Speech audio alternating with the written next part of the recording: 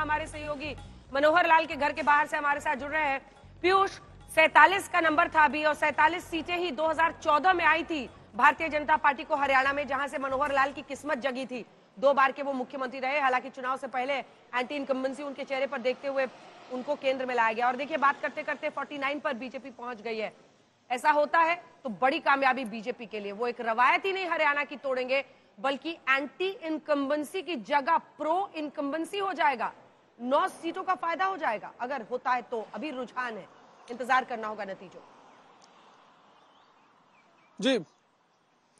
जी बिल्कुल अंजना जी, अगर इन रुझानों की बात करें और यही रुझान आखिरी जो नतीजे उनमें तब्दील होते हैं तो बीजेपी के लिए एक बहुत बड़ा मोरल बूस्टर हो सकता है। क्योंकि आप देखिए, हरियाणा की बात करें तो हरियाणा में मनोहर खट्टर की सरकार लगभग 9 साल तक रही। उसके बाद नायब सिंह सैनी जो उनकी एंट्री होती है और वो लगभग कुछ 6 से 7 महीने तक वहां पर मुख्यमंत्री रहते हैं, और उसके बाद फिर से बीजेपी का वहां पे सरकार बना लेना, ये कहीं ना कहीं आश्चर्यचकित तो बीजेपी खुद के नेता भी होंगे। क्योंकि उनको एंटी इनकम्बेंसी, कुछ नेताओं से हमारी बात हो रही थी, उनको जरूर दिख रही थी एंटी इनकम्बेंसी, लेकिन उनका ये मानना था कि अगर मनोहर लाल खट्टर को थोड़ा समय पहले और हटा दिया जाता और नायब सिंह सैनी को लगभग 1-1.5 साल और दिया जाता तो और ज्यादा बेहतर स्थिति जो है बीजेपी की होती। लेकिन इस वक्त की स्थिति के हिसाब की बात करें तो ये अगर नतीजों में तब्दील होते हैं तो जरूर बीजेपी के लिए एक बहुत बड़ी बात होगी।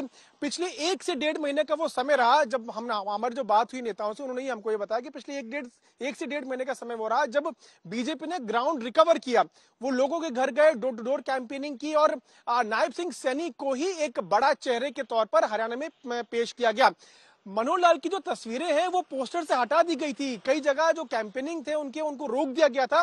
ये तक बीजेपी ने एक रणनीति अपनाई थी, क्योंकि बीजेपी सिर्फ नायब सिंह सैनी के फेस पर आगे बढ़ना चाहती थी। उनका ये मानना था कि नायब सिंह सैनी की वजह से लोग जो है वो काफी खुश हैं, वो एक अप्रोचेबल हैं, कार्यकर्ताओं के बीच में जो है वो जाने जाते हैं और साथ साथ काम जो है वो लोगों के करवा देते हैं। ये एक छवि उनकी बनाई गई। साथ ही साथ एक बात और जो महत्वपूर्ण है, बीजेपी ने एक स्ट्रैटेजी पर काम किया कि वो 36 बिरादरी की बात हरियाणा में होती है, बीजेपी ने 35 बिरादरी की बात की। हालांकि रैलीज और कैंपेन्स में हम देखते थे कि 36 बिरादरी को लेकर अमित शाह और जितने बड़े नेता हैं बीजेपी के वो बात करते थे, लेकिन बीजेपी ने 35 बिरादरी पर ज्यादा फोकस किया और जाट वर्सेस नॉन जाट की जो पॉलिटिक्स पिछले काफी समय से बीजेपी करती आ रही है उसको फिर से बीजेपी ने बुलाया। ये कुछ फैक्टर्स हैं जहां पर बीजेपी ने काम किया। साथ ही साथ 15 से 18 कुछ ऐसे थे सिटिंग एमएलएज, उन सबको हटा दिया गया। नए चेहरों को बीजेपी ने वहां पे मौका दिया। साथ ही साथ जो इंडिपेंडेंट कैंडिडेट हैं अभी भी जो बीजेपी से नाराज थे और वो इंडिपेंडेंट के तौर पर लड़ रहे हैं, उनके संपर्क में भी बीजेपी लगातार रही। तो अगर ये आंकड़े कहीं ना कहीं बीजेपी को 1 या 2 नंबर चाहिए हो और अदर्स में वो लोग हो, आप बने रहिए हमारे साथ।